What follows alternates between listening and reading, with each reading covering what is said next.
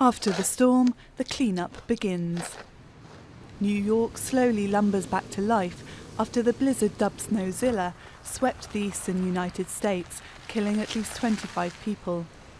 Hitting a dozen states from Friday into early Sunday, the snowstorm affected an estimated 85 million residents who were told to stay indoors and off the roads.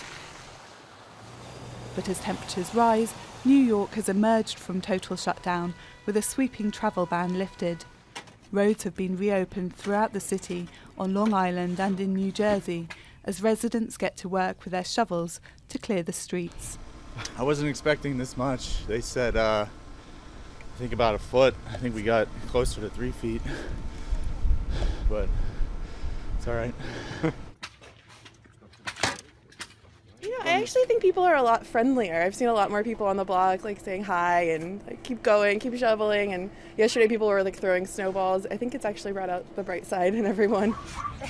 Thousands of people took to parks, tobogganing, organised snowball fights and strapping on cross-country skis as children delighted in a winter wonderland in glorious sunshine. But as the storm-related death toll rose, authorities advised caution despite the picture postcard scenes.